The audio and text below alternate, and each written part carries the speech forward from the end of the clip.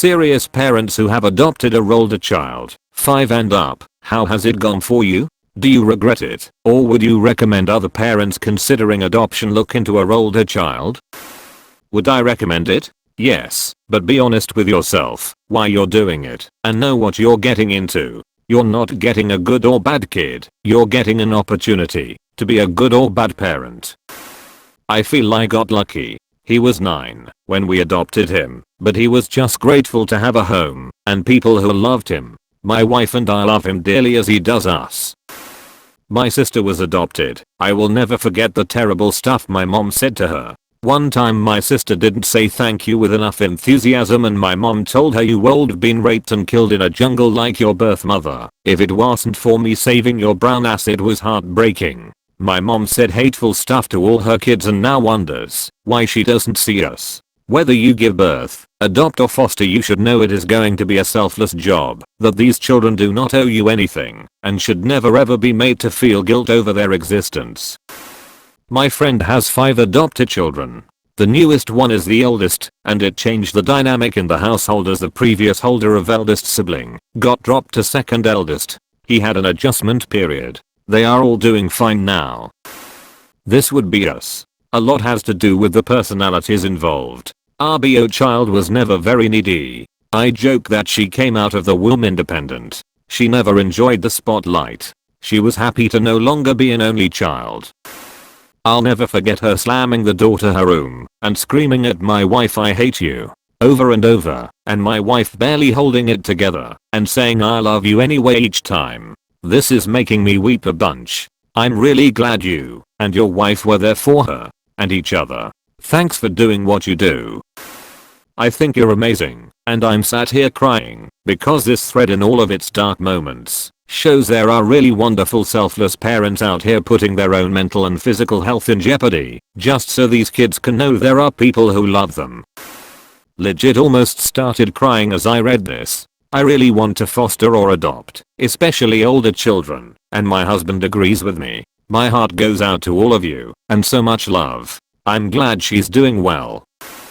I adopted a 15-year-old. He was hell on wheels and made a lot of really poor choices. He's now 20, and I am so proud of the man he became. It was a horrible time trying to get him to understand that abuse isn't love and that we wanted the best for him, but he's doing great now and is working really hard to create a loving family of his own. Do I suggest adopting older kids? Hell yes. The biggest reason is because I grew up in foster care. All I wanted was my own family. It's hard, it's taxing, and you have a lot of rewiring to treat their hurts and make them better so they know you're not going to do the same to them, but every minute is worth it. A lot of people don't realize how much early childhood trauma can affect a person, and even if you get them when they're really young, it can still be there. I had a friend as a teen who was adopted at about 6 to 10 months old. I don't know what happened to her, or if she was just exposed to substances in utero and no one knew, or what. But after getting into the mental health field I realized she had textbook attachment disorder. She was 13 to 15 and still sucked her thumb, would walk in circles, struggled to cultivate attachments to others, stole and lied without remorse, could be very cruel, had no impulse control, cut herself and had an eating disorder, and if she found something pleasurable, sex, substances, etc., she needed it constantly. She died of a heroin overdose at age 21.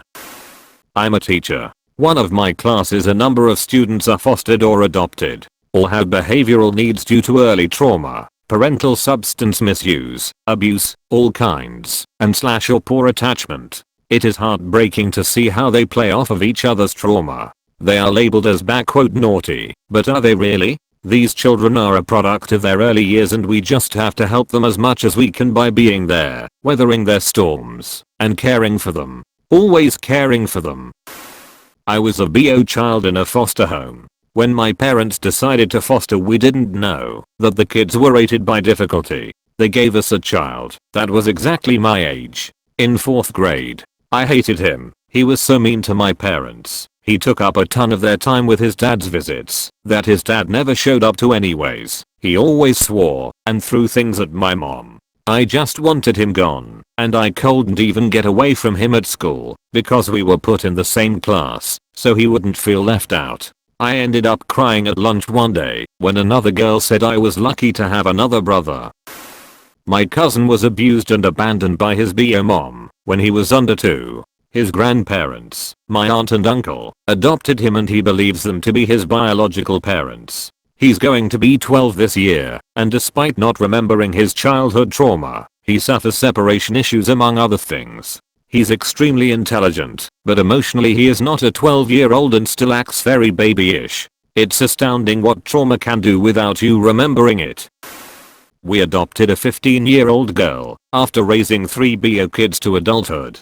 It has been good, but quite different from what we expected. 15-year-olds are not fully formed but almost. She is a nice smart kid, but also got pregnant, hid it for 4 months, had a beautiful baby. We expected to finish high school and hold down a part-time job, save some money which she would need to become independent after graduation. Her goal, she moved 1,000 miles away, took up with kind of a rough crowd, was immersed in a druggy thiefy homeless group that made her fear that her son would end up removed and back in the foster care system. For more exciting Reddit stories, please subscribe my channel and press the bell icon.